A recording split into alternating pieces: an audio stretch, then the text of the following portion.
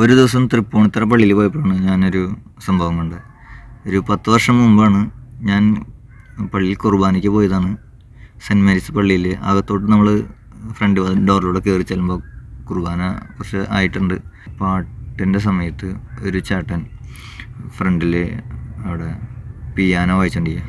കീബോർഡാണ്, piano സ്റ്റൈലിൽ ഇങ്ങനെ വേറൊരു ഇൻസ്ട്രുമെൻസിൻ്റെ സഹായമില്ല, ആൾ ഒറ്റയ്ക്ക് ഇങ്ങനെ വായിച്ചുകൊണ്ടിരിക്കുകയാണ്.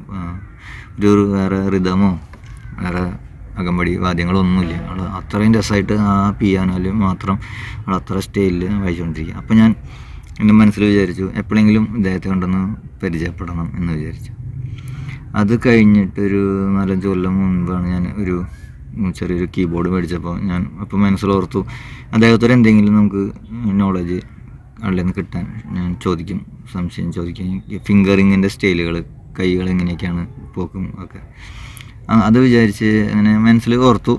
അത് കഴിഞ്ഞിട്ട് ഭാഗ്യവശാൽ ഞാൻ ഫാമിലിയായിട്ട് ഒരു പ്രാവശ്യം തൃപ്പൂണിത്തറ പള്ളിയിൽ പോയപ്പോൾ ആ സമയത്ത് ഈ പിയാനോ വായിക്കുന്ന ചേട്ടനും അദ്ദേഹത്തിൻ്റെ സഹായം കൂടിയിട്ട് അവിടെ പ്രാക്ടീസ് ചെയ്യണം. അതും വേറൊരു ഇൻസ്ട്രുമെൻറ്റ്സ് ഇല്ല. അപ്പോൾ അദ്ദേഹം ഈ ആർപെജിയോ സ്റ്റൈലിലാണ് വായിക്കുന്നത്. അതിപ്പോൾ പിയാനോ വായിക്കുന്ന ആൾക്കാർക്ക് അറിയാം. നല്ല രസമായിട്ട് അതിൽ കോഡുകളുടെ പ്രോഗ്രഷൻസ് എടുത്ത് അദ്ദേഹം നല്ല രസമായിട്ട് അത് ആൾ വായിക്കുക. അപ്പോൾ എനിക്ക് ആളുടെ വായിക്കുന്നത് കാണാനില്ല, ഞാൻ അയാളുടെ പുറകിലൂടെ വരികയാണ്. ഞാൻ കണ്ടിട്ടില്ല ഇതുവരെ, ആൾ വായിക്കുന്നത് കണ്ടിട്ടില്ല, കേട്ടിട്ടുള്ളൂ. ഞാൻ നോക്കിയപ്പോൾ എനിക്ക് വണ്ടർ അടിച്ചു പോയി, അത്രയധികം അത്ഭുതമായി. കാരണം ആളുടെ ഇത്ര രസമായിട്ട് വായിക്കുന്ന ആളുടെ കൈകൾക്ക് 4-5 വിരലുകളുള്ള 2 കൈകൾക്കും കൂടി അത്ര 4-5-6 വിരലുണ്ടാവും. അതിൽ തന്നെ പലതും ഫങ്ഷനാലിറ്റി ഇല്ല, അത്ര എന്തോ അസുഖം വന്ന്.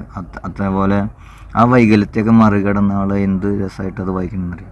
അപ്പം ഞാനത് അദ്ദേഹത്തോട് ചോദിക്കേണ്ടത് ഫിംഗറിങ്ങിൻ്റെ പൊസിഷനുകൾ, സ്റ്റാൻഡേർഡ് പൊസിഷനുകൾ ഉണ്ടോ എന്നുള്ള ചോദ്യം അബദ്ധവശാൽ ആ സമയത്ത് തന്നെ വായിന്ന് പോവുകയും ചെയ്തു. ആളോട് പറയുകയും ചെയ്തു ഇങ്ങനെ ഉണ്ടോ എന്ന് ചോദിക്കുകയും ചെയ്തു.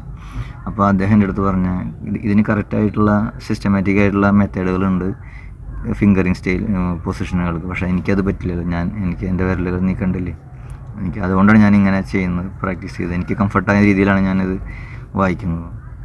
അപ്പം ഞാൻ ആലോചിച്ചു, നമ്മൾ ഈ 10 വിരലും കൊണ്ട് ഈ അഭ്യാസം ചക്രശ്വാസം വലിച്ച് ഇതൊന്ന് ട്രൈ ചെയ്യാൻ വേണ്ടിയിട്ട്, ഇതിൻ്റെ മെത്തേഡുകൾ കിട്ടാൻ വേണ്ടി നമ്മൾ യൂട്യൂബ് നോക്കി ചക്രശ്വാസം വലിച്ചുകൊണ്ടിരിക്കുമ്പോൾ ഞാൻ ആലോചിച്ചു നമ്മളൊക്കെ എന്തോരം അദ്ദേഹത്തെ കമ്പയർ ചെയ്യുമ്പോൾ പുഴുവാണ് ശരിക്കും.